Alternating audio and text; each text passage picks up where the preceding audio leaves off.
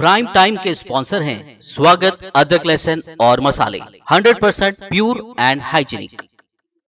आदाब, मैं Mohammad Amjad Ali. Prime time में आपका खैर मकदम है। नाज़रीन इकराम, हैदराबाद में metropolitan criminal courts bar association की जानिब से क्रिमिनल प्रोसीजर कोड सीआरपीसी के सेक्शन 41A के गलत इस्तेमाल पर एक धरना मुनज़्ज़म किया। ये जानना बहुत ज़रूरी है कि वकला को इससे क्या प्रॉब्लम है और वकला के क्लाइंट्स इसकी वजह से किस कदर मुतासिर हो रहे हैं। इस गर्ज से हम बात करने की कोशिश कर रहे हैं आज metropolitan criminal courts bar association के मेंबर एडवोकेट जनाब मोहम्मद अफजलुद्दीन दखनी साहब से। अफजलुद्दीन दखनी साहब, आपका बीबीएन चैनल पर खैर मकदम है। जी अफजल साहब, ज़रा सीआरपीसी के कोड 41A के बारे में थोड़ा तफसील बताइए। ये कब आया, किसने किया और इसके पीछे मकसद क्या था? जी सर, बिल्कुल, बहुत-बहुत शुक्रिया, आपने मौका दिया है मुझे आपके चैनल के ज़रिए कुछ मालूमात पेश करने के लिए। सर, ये एक क्रिमिनल प्रोसीजर कोड, ये एक कोड है जिसके तहत क्रिमिनल प्रोविज़न्स, क्रिमिनल एक्ट्स, गिरफ्तारी हो या फिर इन्वेस्टिगेशन हो, इंक्वायरी हो या ट्रायल हो, ये तमाम चीज़ें एक कोडिफ़ाइड लॉ है जिसको क्रिमिनल प्रोसीजर कोड कहा जाता है, जिसमें पुलिस किस तरह से गिरफ्तारी करे और गिरफ्तारी होने के बाद किस तरह से इन्वेस्टिगेशन करे और इन्वेस्टिगेशन होने के बाद चार्जशीट फाइल होती है और उसके बाद इंक्वायरी और ट्रायल कोर्ट किस तरह से ने फॉलो करे। एक मुकम्मल मजमुआ है, प्रोसीजर कोड है ये, जिसमें आप गिरफ्तारियों के मुतालिक सेक्शन 5 चैप्टर 5 में गिरफ्तारी किस तरह से की जाए और क्यों की जाए, कब की जाए और किसकी गिरफ्तारी की जाए और किसको गिरफ्तार नहीं ना किया जाए, कौन सा बेलेबल ऑफेंस होता है, कौन सा नॉन बेलेबल ऑफेंस होता है, ये तमाम तफसीलात सिविल प्रोसीजर कोड में एक प्रोसीजर दिया गया है। अब बिलखुसूस आज सीआरपीसी के दफ़े 41A के मामले में जब बात हो रही है, तो ये अरेस्ट ऑफ पर्सन्स के बारे में तफसीलात दी गई है चैप्टर 5 में, के तहत आता है सेक्शन 41A। सर, इससे अरसा दरस में कई सालों से गैर ज़रूरी गिरफ्तारियाँ की जा रही थी और वहाँ पर उसके बाद 2020, 2005 में अराउंड लॉ कमीशन कायम हुआ है। लॉ कमीशन रिपोर्ट सबमिट हुई है, रिपोर्ट नंबर 177। तो उसके बाद कुछ अमेंडमेंट की गई है। ये रिपोर्ट में ये बताया गया है कि गैर ज़रूरी गिरफ्तारियाँ बेताशा हो रही थी और उस बुनियाद पर एक कमीशन ने रिकमेंडेशन दी है। तो सेंट्रल गवर्नमेंट ने रिकमेंडेशन को अडॉप्ट करते हुए सेक्शन 41A इम्प्लीमेंट किया है। ए में ये बताया गया है कि जो केसेस आईपीसी के लॉ के हिसाब से, दूसरे लॉ के हिसाब से जो केसेस की अगर जुर्म साबित होता है, 7 साल के अंदर सजा होने के प्रोविजन जो सेक्शंस के है, वो प्रोविजंस में 41A का इस्तेमाल किया जाए। 41A ये बताता है कि अगर कंप्लेंट आता है एक्यूज के अगेंस्ट में और एक्यूज को फॉर एग्जांपल सेक्शन 420 है जो बिलो 5 इयर्स, अराउंड 5 इयर्स है, जो तमाम सेक्शंस जो तमाम इल्जामात जिस साबित होते हैं तो जो इसके 7 साल के अंदर होते हैं, उसके उस मामले में 41A इम्प्लीमेंट होता है। 41A में जैसा एफआईआर होता है तो पुलिस ऑफिसर जो इन्वेस्टिगेशन करता है, जिसको आईओ कहते हैं, वो एक नोटिस इश्यू करता है एक्यूज को, ये बताते हुए कि आपके मामले में आपके ऊपर फलाना शख्स ने कंप्लेंट किया है, जिस कंप्लेंट के बुनियाद पे एफआईआर रजिस्टर हुआ है, फलाना एफआईआर नंबर है और सेक्शन ये है।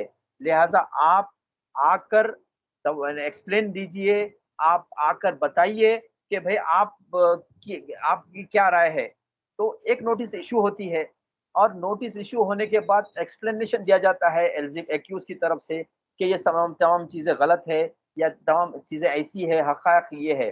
तो ये हिसाब से अगर रिप्लाई देने के बाद अगर पुलिस मुतमईन होती है, तो पुलिस उसको स्टेशन में बेल दे देती है, गिरफ्तारी नहीं करती, भले बेलेबल ऑफेंस हो या नॉन बेलेबल ऑफेंस हो 41A में। बेलेबल ऑफेंस तो 41A की ज़रूरत नहीं है, वहीं पे स्टेशन में बेल दे दी जाती है। जो बेलेबल ऑफेंस नहीं है और 41A के सेक्शन 7 साल के अंदर आते हैं, तो उसमें 41A नोटिस देने के बाद अगर पुलिस मुतमईन होती है कि भाई ये बराबर मैंने केस दर्ज होने के बाद अगर चार्जशीट डाली जाती है तो बराबर अदालतों में पेश होगा और फेस करेगा केस को, और ये आदमी केस से भागेगा नहीं और ये आदमी का कोई बैकग्राउंड क्रिमिनल बैकग्राउंड नहीं है, तो ऐसी सूरत में उसको स्टेशन में बेल दे दी जाती है। ये 41A का ये थोड़ा सा मैंने कोशिश किया है कि समराइज करने के लिए। ठीक है। अब हो रहा ये कि सर कि ये एक्ट अमेंडमेंट एक्ट 2008 में आने के बाद 2010 में भी कुछ अमेंडमेंट आए हैं। 2010 के बाद भी कुछ प्रॉपर इम्प्लीमेंट नहीं हो रहा था और एक 2014 में एक बिहार वर्सेस अनिश कुमार वर्सेस बिहार एक जजमेंट आया है सुप्रीम कोर्ट का। वो केस था 498A डॉरी हैरेसमेंट केस के बारे में। तो उसमें सुप्रीम कोर्ट ने ऑब्जर्वेशन दिया है कि 41 के तहत तमाम जो केसेस आते हैं जो 7 साल के अंदर होते हैं, तो पुलिस ऑफिसर को चाहिए कि एक नोटिस इशू करे जिसको 41A करते हैं, तुरंत गिरफ्तारी ना करे और अगर मुतमईन है जवाब में तो उसको स्टेशन में बेल दी जाए, और मुतमईन नहीं होते हैं पुलिस तो उसमें शरायत दी गई है, एक चेकलिस्ट बनाई जाए कि किस बुनियाद पे पुलिस मुतमईन नहीं है इनके जवाब से। क्या उनका क्या एक्यूज का कोई क्रिमिनल बैकग्राउंड है, क्या एक्यूज क्या लोकल है या नॉन लोकल है, क्या वो बराबर अदालत में चार्जशीट फाइल होने के बाद हाजिर हो सकता है नहीं हो सकता है।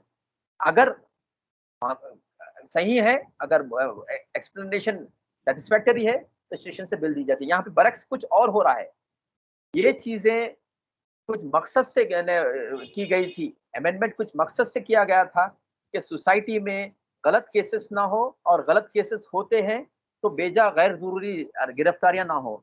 आपको पता है कि जेलों में ऐसा हालत है कि ऑक्यूपेंसी नहीं है। अगर 100 आदमी अगर पोजीशन है तो 200 आदमी जेल में महरूस है। ये सब चीजों को देखते हुए गैर जरूरी गिरफ्तारियां ना होने की सूरत में ये कानून, ये प्रोविजन और ये अनिश कुमार में ये डायरेक्शन दिया गया था। मगर ये एक नया दरवाजा खुला इसका पुलिस की तरफ, डिस्क्रिशन क्या मुतमईन है या नहीं है जवाब में। ये जो दरवाजा खुला है, ये करप्शन का एक बहुत बड़ा एक ऑप्शन ओपन हुआ है। फॉर एग्जाम्पल, कंप्लेनेंट एक असर रसूख रखता है, मालदार होता है या सियासी ताकत होती है। अगर मुलजिम या तो अपोजिशन पार्टी से होता है या फिर गरीब आदमी होता है या फिर उसके पास कोई वकील अपॉइंट करने के लिए कोई प्रोविजन नहीं होता है, तो इस तरह से उसको उसके एक्सप्लेनेशन को रद्द करते हुए पुलिस इमीडिएटली गिरफ्तारी करती है और अदालत में भेजती है। और दूसरी तरफ अगर कंप्लेनेंट कमजोर होता है या फिर अपोजिशन पार्टी का होता है और एक्यूज रूलिंग पार्टी का या फिर पैसेदार माल वाला या फिर उसके ऐसे पावर्स होते हैं जो हर तरह से वो पुलिस को मैनेज कर सकता है, उसको 41 देकर एक्सप्लेनेशन सेटिस्फाइड बोलकर उसको जेल वहां पे स्टेशन में बेल दे दी जाती है और दूसरी तरफ इसको गिरफ्तार किया जाता है। यहाँ पर जब वकला आते हैं तो वकलों को सही रिस्पॉन्स नहीं दिया जाता। जब हम कहते हैं कि 41 अप्लाई करने के लिए कि भाई ये बराबर अदालत में हाजिर होएगा, ये बराबर पेश करेगा या ये भागेगा नहीं या क्रिमिनल बैकग्राउंड नहीं है, नहीं साहब, आपका एक्सप्लेनेशन ये जो भी है आप अदालत में बोल दीजिए, हम गिरफ्तार कर रहे हैं। तो ये चीज क्या हो रही है अमजद साहब, मिसयूज इतना बढ़ गया है कि कई वाकयात आप रिपोर्ट हो रही है, आप जानते हैं कि अदालतों ने भी ऑब्जर्वेशन दिया है कि ये मिसयूज शुरू हो चुका है 41A का।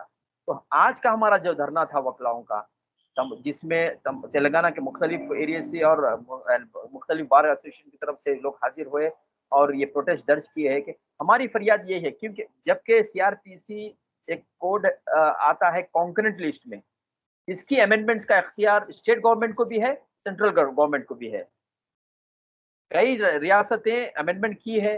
अब हमारी भी रिक्वेस्ट थी गवर्नमेंट को कि जिस तरह से पुलिस मिसयूज कर रही है इस चीज को, इसका अमेंडमेंट करे ताकि ये डिस्क्रिशन अदालत में आए, या फिर ऐसा मैकेनिज्म बनाए पुलिस की टीम को या फिर वकीलों की लीगल एक्सपर्ट्स को लेकर गवर्नमेंट एक संजीदगी से एक बिल बनाए जिसमें अगर पुलिस सेटिस्फाइड नहीं होती तो अदालत से पूछेंगे कि भाई क्या सेटिस्फेक्शन चाहिए।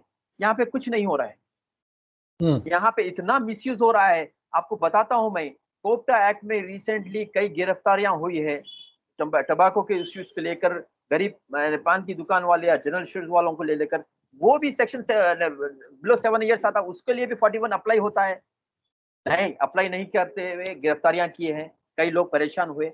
और 498 ए में आज की तारीख में भी कुछ तरीके से गिरफ्तारियां हो रही है। जब 41 ए अगर अवाम की मुफाद के लिए है तो पुलिस को क्यों मुफाद पहुंच रहा है? ये डिस्क्रिशन अदालत को चाहिए। तो हमारा यही है एजिटेशन सर। कई सालों से हम ये चीज को उठाए हैं पूरे तमाम वकलाओं को, और ये देश भर में हो रहा है। और बिलखुसूस तेलंगाना की पुलिस इसका इतना मिसयूज कर रही है, और सोसाइटी में बेचैनी आ रही है सर, और अच्छा। इंसाफ नहीं मिल रहा है सर।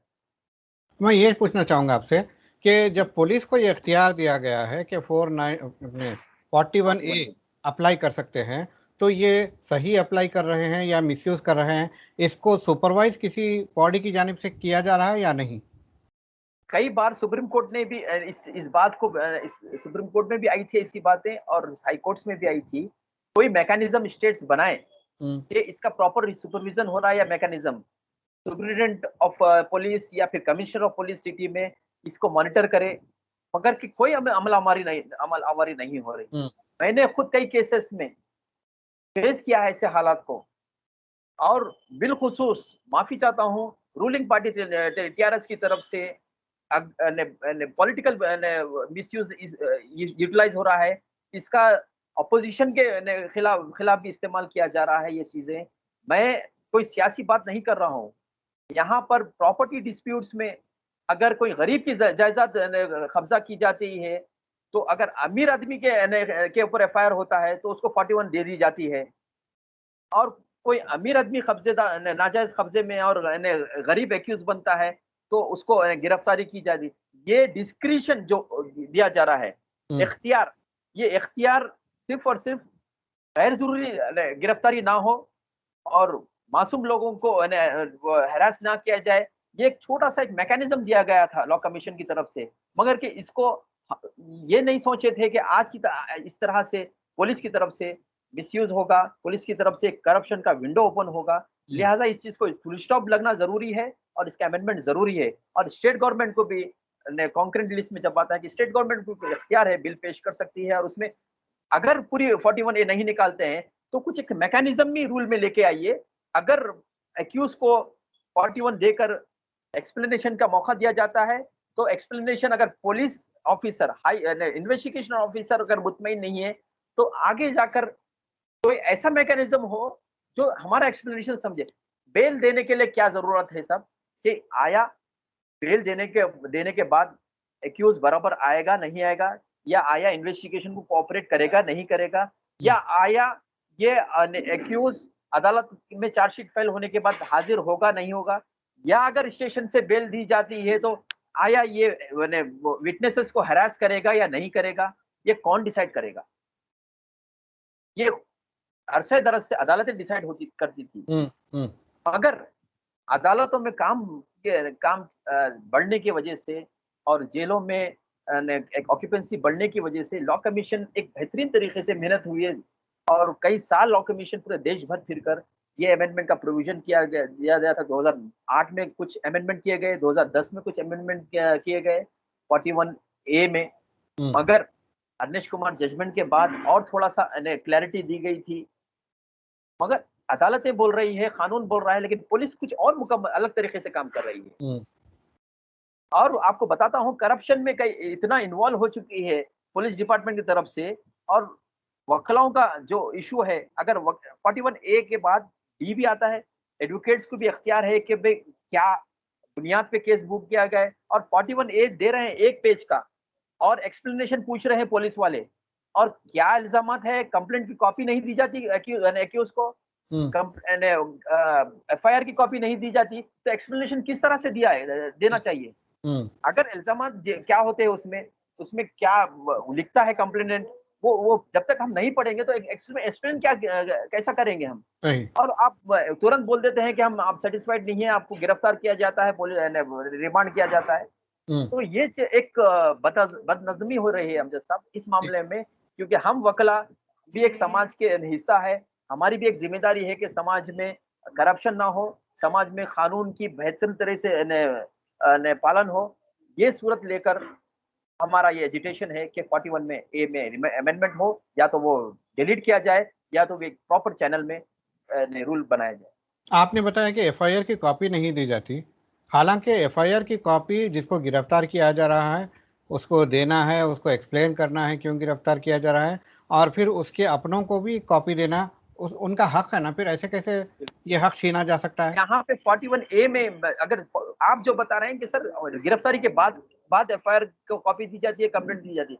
जब 41 ए में अगर आप नोटिस देते हैं हमारे को कि एक्सप्लेन करो बोल के, हम्म। समझाओ आपके ऊपर एफआईआर हुआ है, समझाओ आपका क्या मुद्दा है। हम्म। अब हम कैसा समझाएंगे जब कंप्लेंट नहीं रहेंगे और हम्म। एफआईआर। आपको मैं बोल रहा हूँ, सुप्रीम कोर्ट ने कई बार बोला, बताया है, डायरेक्शन दिया है, इंसिस्ट किया है कि ऑनलाइन एफआईआर किया जाए, एफआईआर ऑनलाइन अवेलेबल हो। हम्म। आप वेबसाइट पे जाइए, सिटी पुलिस के या फिर स्टेट गवर्नमेंट पुलिस के, हम्म। आप वेबसाइट पे इतना प्रोटोकॉल किया, ऐप में इतना डेवलपमेंट करे हैं कि आपका आधार कार्ड चाहिए, आपका फलाना चाहिए, आप लॉग इन होना चाहिए। एक गरीब आदमी किस तरह से क्या कैसा पता चाहिए? हम्म। आप हमारा बोलना ये है कि सुप्रीम कोर्ट का जो डायरेक्शन है कि एफआईआर एक पब्लिक डॉक्यूमेंट है, इमीडिएटली एफआईआर होते को एटलीस्ट हम ऑनलाइन तो चेक कर सकते हैं। कितने घंटों के अंदर एफआईआर ऑनलाइन होना चाहिए? 24 घंटे के अंदर एफआईआर अदालत को आना चाहिए। हम्म। जैसा एफआईआर होता है तो ऑनलाइन अपलोड किया जाए। इतनी उसके देर बाद में? 24 घंटे एफआईआर होते कि ऑनलाइन होना चाहिए सर, अच्छा। तुरंत तुरंत ऑनलाइन होना चाहिए। हम्म। या फिर 24 घंटे आपको टाइम है, अदालत में भी लाके देते हैं एफआईआर। हम्म। तो एक्यूज अगर बनता है, अगर गलत केस होता है, देखिए सही केस के लिए हम, अगर हम कंप्लेनेंट की तरफ से है तो सही केस हो रहा है तो सही रूल ऑफ लॉ अप्लाई हो। हम्म। अगर एक्यूज को इस तरह से हैरेसमेंट करते हैं और रूल ऑफ लॉ अप्लाई नहीं करती, और बिलखुसूस तेलंगाना पुलिस में इतनी बदअमनी हो रही है, कोई पुरसाने हाल नहीं है। हर जगह का मामला यही हो गया है, खास तौर पे जहाँ पर हुकूमत बहुत ज़्यादा पावरफुल है, अपोजिशन तकरीबन ख़त्म हो चुकी है, वहाँ तो अपोजिशन से बदला लेने के लिए किया जा रहा है, किसी मासूम को हरास करने के लिए किया जा रहा है। यहाँ पे सबसे बेसिक फ्लॉ इसमें ये है कि आप इंक्वायरी ऑफिसर और जज दोनों एक ही आदमी को बना रहे हैं। ये कैसे हो एग्जैक्टली सकता है? सर, अदालत का और रूल ऑफ लॉ का ये 41 ए का प्रोविजन अगर एग्जैक्टली टेक्निकली पढ़ेंगे आप, तो हम्म। एक्सप्लेनेशन मांगने का जो तरीक़ेकार है, एक्सप्लेनेशन मानने के बाद आप सेटिस्फाइड है या नहीं है, उसके लिए कोई वॉचिंग मैकेनिज्म नहीं है। हम्म। अगर हमारा ये बोलना है, अगर गिरी हुई हालत में अगर 41 ए रिपील नहीं करते, तो हम्म। एटलीस्ट आप सेटिस्फाइड नहीं होने के बाद तुरंत गिरफ्तार मत करिए। हम्म। या तो एक लेटर ऐसा दीजिए कि आपका एक्सप्लेनेशन में हम मुतमईन नहीं है, क्यों ना आपको गिरफ्तार किया जाए, ऐसा कुछ लेटर दीजिए, ताकि हम्म। हम आपकी हायर अथॉरिटी जो डीसीपी है होता है, या फिर उनके ऊपर एक एसीपी होता है और उनके ऊपर डीसीपी होता है, ताकि हम उनको एक्सप्लेन करें। तुरंत आप सेटिस्फाइड नहीं है, हम सेटिस्फाइड नहीं है, इमीडिएटली दी जाती है, और 41 की डेट नहीं देते। और वहां पे हमारे को अदालत में जब मालूम होता है कि 3 दिन हो गया 41 देने के बाद, हम्म। तो एक एक बहुत ही एक अ, तकलीफदेह हालत है। और हम्म। जब वकला जाते हैं तो रिस्पांस नहीं दिया जाता है। हमारा इख्तियार है भाई, 41 देते नहीं देते, ये इख्तियार कानून एक बना हुआ है और आप इख्तियार इस्तेमाल करते हैं। आप पुलिस डिपार्टमेंट है, आप एक तरफ है, हम डिफेंस की तरफ से एक तरफ है। आप डिसाइड कर लेंगे, सवाल आप ही करेंगे, जवाब आप ही देंगे। हम्म। आपके पुलिस के हायर ऑफिसर के ऊपर एक लीडर का, पॉलिटिशियन का कॉल आता है कि नहीं नहीं इसको कैसा भी अरेस्ट करना, हम्म। और अपोजिशन रहता है तो उसको जेल को भेज दिया जाता है। हम्म। और अमीर कंप्लेनेंट है तो 41 ए गरीब के ऊपर अप्लाई नहीं होता। ये और एक्सप्लेनेशन ऐसा दिया जाता है, आपको आप कई रिमांड केस डायरीज ऑब्जर्व कर सकते हैं कि हम्म। हमने 41 ए नोटिस इश्यू किया है, मगर के कोई इत्मीनान बख्श जवाब नहीं है। और हम्म। ये बोला जाता है कि भाई ये फिर दूसरा ऑफेंस करेगा। आप पुलिस कैसा बोलेगी कि दूसरा ऑफेंस करेगा? आप जो ऑफेंस में इन्वेस्टिगेट कर रहे हैं उसके ऊपर आपकी तवज्जो मरकूज होना चाहिए। तो सब ये चीजें क्या है, एक करप्शन बढ़ रहा है और नाइंसाफी का एक बहुत बड़ा विंडो ओपन हो रहा है। इसको फुल स्टॉप लगाना जरूरी है। गवर्नमेंट गैर संजीदा है। ये एजिटेशन हमने 2014 से इंक्रीज किया है और अगर ये इख्तियार पुलिस स्टेशन में बेल देने का या ना देने का इख्तियार आप रखते हैं तो वकील बिरादरी का भी जो प्रोफेशनल एथिक्स है, ये प्रोफेशनली हम हमारे भी प्रोविजन हमारे भी एक जो प्रैक्टिस है उसको भी ब्रेक हो रहा है। जी, आपने अगर हम कहा कि ये 2014 से हुआ है, तो क्या इससे पहले इसको हुकूमत तेलंगाना ने अपनाया नहीं था? सर एक्चुअली जो अमेंडमेंट हुआ है 2010 में हुआ था। हुँ, 2010 में के बाद भी ये चीजें इम्प्लीमेंट नहीं हो रही थी। मोर जब then United Andhra Pradesh bailable yes Andhra Pradesh में बेलेबल ऑफेंस में स्टेशन में बेल देना है उनकी जिम्मेदारी है। नॉन बेलेबल ऑफेंस में गिरफ्तार करके अदालत को लाया जा रहा था। अरनेश कुमार जजमेंट के बाद 2014 जुलाई के बाद ये सुप्रीम कोर्ट ने मैंडेटरी किया था कि भाई 41A देना लाजिम है हुँ, और रूल ऑफ लॉ को अप्लाई करना है। लेकिन एक तरफ रूल ऑफ लॉ को अप्लाई नहीं करते हैं, दूसरी तरफ आप हैरेसमेंट पब्लिक को करते हैं और हुँ, कोई मॉनिटरिंग मैकेनिज्म नहीं है। हुँ, ना डीसीपी मॉनिटर करता है, ना हुँ, एसीपी से परमिशन लेने की जरूरत है इन्वेस्टिगेशन ऑफिसर को कि वो सेटिस्फाई है या नहीं है। एक हुँ, sub inspector rank investigation officer होता है क्योंकि बिलो 7 इयर्स अमूमन सब इंस्पेक्टर रैंक का ऑफिसर इन्वेस्टिगेट करता है। हुँ, हुँ, तो उसको खुद इख्तियार दे दिया गया है कि वही डिसाइड करे कि भाई ये आदमी सेटिस्फाइड नहीं है हुँ, और ये हम 41A की आपकी जवाब का सेटिस्फाइड नहीं है और आपको गिरफ्तार किया जाता है और आपको अदालत में पेश किया जाता है। हुँ, यहाँ पे हम आपको अलग बेल लेना पड़ेगा। अगर जो केस में कई वो केस रहेंगे एक्यूज के, क्रिमिनल बैकग्राउंड होगा एक्यूज का, अगर रॉडी शीट होती है, नहीं 41 अप्लाई होता है 41 दे देते। क्या हो रहा है ये?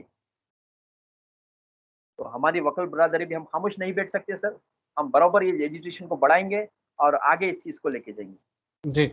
आपने बताया कि ये कॉन्करेंट लिस्ट में है, तो ये कौन से स्टेट्स में अपनाया गया और कौन से उसमें नहीं? अमूमन देखिए अभी तकरीबन स्टेट्स में ये इम्प्लीमेंट हो रहा है, प्रॉपर वे में यूटिलाइज़ हो रहा है हुँ, और तेलंगाना गवर्नमेंट में कई तरीके से हर तरह से मिसयूज़ है ये हुँ, और कई केसेस कई स्टेट्स ने अमेंडमेंट की तैयारी भी की है और बार काउंसिल्स रेस्पेक्टिव स्टेट्स के बार काउंसिल से भी ओपिनियन लिया जा रहा है और एडवोकेट्स को ओपिनियन में नहीं रखते हुए तेलंगाना गवर्नमेंट एक बेताशा तरीके से अनजान मारकर ये पुलिस को एक इख्तियार देकर छोड़ी है और ना ही कोई मैकेनिज्म बनाई है अब तक के कि भाई 41 किसको दे, 41 किसको ना दे, अगर देने के बाद किसको गिरफ्तार करे, किसको गिरफ्तार ना किया जाए और स्टेशन से बिल किया जाए। कोई ऐसा मैकेनिज्म नहीं बनाया अब तक। हुँ। इसका बेल अमाउंट कितना होता है साहब? देखिए 41A के लिए बेल अमाउंट एक्चुअली नील है। स्टेशन में बेल होती है तो हुँ, एक्चुअली नील है और हुँ, इन्वेस्टिगेशन ऑफिसर को इख्तियार लेके भाई कुछ पर्सनल बॉन्ड या फिर श्योरिटीज बना के लेके आए, वो इख्तियारी है। कभी वो कभी श्योरिटी मंगाते इन्वेस्टिगेशन ऑफिसर साहब, हुँ, कभी हुँ, खाली पर्सनल बॉन्ड पे बिल दे देते। हाँ, आप कौन डिसाइड करने वाले? हुँ, अगर अमीर आदमी है तो पर्सनल बॉन्ड पे जीरो पे अमाउंट पे भेजते हैं। गरीब आदमी अगर है तो जाके आप नामपल्ली कोर्ट में जाके एफडीआर मना के लेके आओगे बोलते। हुँ, हुँ, आप क्यों डिसाइड कर रहे हैं? आप इन्वेस्टिगेशन आप एक कंप्लेनेंट की तरफ से है। आप हुँ, अगर अदर पार्टी है, हम एक्यूज हम हैं। एक्यूज को जो इख्तियारात है कि उसके केस के बारे में तमाम मालूमात दी जाए और उसको क्यों गिरफ्तार किया गया जा रहा है, कैसे गिरफ्तार किया जा रहा है और गिरफ्तार करने के बाद एक्यूज को उसके वकील और उसके एडवोकेट को मैंने कंसल्ट करने का इख्तियार है 41D में। हुँ, वहाँ पे कोई बात नहीं की जा रही है वकीला से। पुलिस स्टेशन से बोलते हैं कि जाओ कोर्ट में लेके आते, कोर्ट में बात कर लो, वकील साहब आप वकालत करो। ये है तरीक़ाकार? हुँ, हुँ, तो कोई नज़्म-ओ-नस्क़ पूरा ख़राब है साहब ठीक, बिलख़ुसूस तेलंगाना सिटी पुलिस का। ठीक, इसमें फुल स्टॉप लगना ज़रूरी है सर। और ठीक, गवर्नमेंट ये में इसमें संजीदगी से आगे आए और हम वकला भी तैयार है गवर्नमेंट को बेटर वे में मैकेनिज्म बनाने के वास्ते कोई मैंने गाइड करने के लिए। हमसे बात करने का बेहद शुक्रिया। तो नाज़रीन, ये थे जनाब एडवोकेट अफजलुद्दीन दखनी साहब। ये 41A के मिसयूज़ के ताल्लुक से बता रहे थे कि किस तरह से एक लोकल पुलिस स्टेशन के सर्कल को ही ये इख्तियार दिया गया है कि वो इंक्वायरी भी वो करे और बेल दे या ना दे ये भी डिसाइड करे। इंक्वायरी ऑफिसर और जज एक जगह कैसे जमा हो सकता है, ये सबसे बड़ा फ्लॉ इसमें है। इन्होंने ये बताया कि क्लाइंट्स की खातिर, मजलूमों की खातिर 41A को टोटली रिमूव कर देना चाहिए। अगर ना कर सकते हो तो बसूरत दीगर उसमें जो है ऐसा मेकानिज़म डेवलप करें ताकि इसका मिसयूज़ ना हो। अब देखते हैं, हुकूमत तेलंगाना वैसे भी कई मामलों में बदनाम हो रही है, कहीं इस मामले में भी बदनाम ना हो जाए। इस बदनामी से बचने के लिए उन्हें ऐसे क़वानीन से बाज आना चाहिए जो आवाम को या अपोजिशन को परेशान करते हों। डेमोक्रेसी की खूबसूरती यही है कि एक हेल्दी अपोजिशन ज़रूरी है। जहाँ अपोजिशन नहीं होती है वहाँ फाशिज़्म शुरू हो जाता है। अब देखना है हुकूमत इसके ताल्लुक से क्या सोचती है। तब तक के लिए हमें दीजिए इजाज़त। शब बख़ैर।